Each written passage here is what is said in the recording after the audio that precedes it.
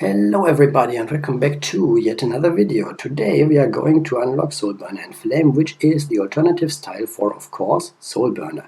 What do we need to do? Soulburner has to duel Vrains at level 30 and defeat him with Salamangreat Heatleo, summon Heatleo 3 times in total against Vrains, activate a field spell card against anyone, ritual summon a monster against level 30 Gore, and defeat Blue Angel with 1000 or less life points remaining.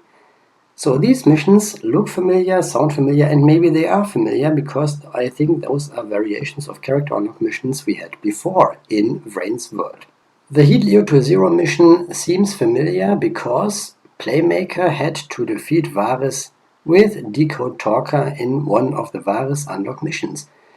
Back to this duel though, Salamangreat Heatleo, we do not own a single copy of it, but that is okay because the starting skill, adds a copy of it into our extra deck.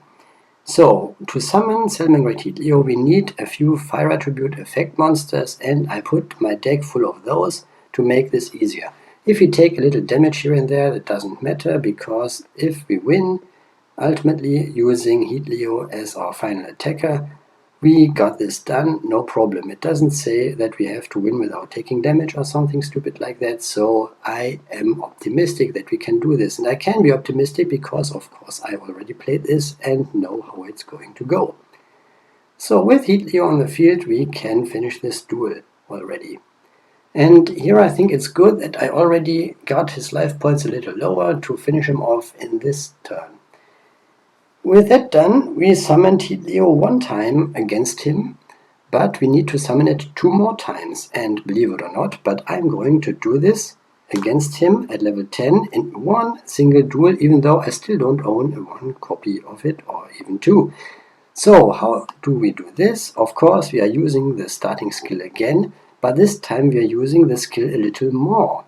Because if our life points go to 2000 or below, we can select a link monster we control, which is of course then Heatleo, and put a monster with the same name into our extra deck. So we then have 1 Heatleo on the field and 1 in our extra deck. Also, the field spell card Salamangreat Sanctuary will be activated from outside our deck. Now with access to 2 link monsters, we can actually use 1 link monster to link summon a monster with the same name from our extra deck by using the link monster we already have on the field as the entire material. That's the effect that the field spell card Salamangreat Sanctuary allows us to apply. With that, we can summon Salamangreat Heatleo twice in one duel without even owning a single copy. Also, I don't need to use Heatleo as the material. I can theoretically have 3 other monsters that I link off, so that I then control 2 copies of Heatleo at the same time, but it actually doesn't matter. We just summon Heatleo twice in this duel, and I'm going a little overboard here because I only need to go down to 2000 life points, not to 1000. I still go to 1000 because in my head at that time, when playing the duel, I got mixed up with the Blue Angel mission, in which I have to duel and win with 1000 or less life points remaining, which is not the case in this duel actually. I just needed to go down to 2000 to trigger the skill. Anyways, with that done, we already summoned Heatleo 3 times. I ignore the field spell mission for now and instead go into a duel against the Gore at level 30. The objective is to summon a ritual monster. Your budget alternative for this is of course Relinquished, which you get in the Maximilian Peckus' starter deck. However, I am going to use Cyber Angel Ben 10, which I got from rare card tickets and had to ritual summon for the Scud and Alexis missions already, as well as lifetime skills, which back then still were a thing when this account was made. So I had Ben 10, and for consistency I decided to put in 2 copies of Ben 10 and 2 copies of Machine Angel Ritual, because I know that Gokis like to thin out their deck like crazy, as you are seeing here, and if my ritual stuff is at the very bottom of my deck, I cannot get this mission done here. And that's a lot of gate keys wasted, and I didn't want that. So I decided to put 2 copies of Cyber Angel Ben 10 and 2 copies of Machine Angel Ritual into this deck. Which means I can eventually go into Ben 10 and then finish the duel. I did not activate a field spell card in this duel. I didn't even have one in my deck here, because it would just be another brick for me, and against a level 30 opponent it's not really the best idea in my opinion. However, when I duel Blue Angel at level 10, I think I have enough opportunities to activate a field spell card and go by unpunished. This field spell card mission sounds familiar because I think Playmaker had to activate a field spell card for one of the Vrains unlock missions. But I can't recall from the top of my head right now. And 1000 or less life points remaining against Blue Angel sounds familiar as well, because I think that was a Blue Angel unlock mission that Playmaker had to do. You probably know how to activate a field spell card, and you, if you watch this series, should know how I deal with low life point left missions, because I have done those many times.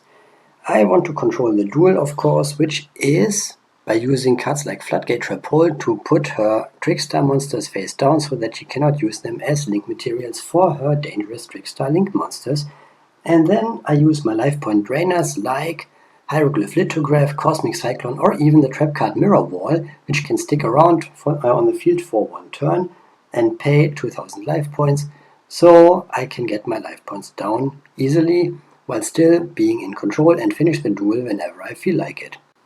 During that turn I didn't really calculate the damage, and even if I had, I probably wouldn't have known that I would be off by 100 life points. It doesn't matter, we just finish her the turn after that. And this is the final mission of this unlock done.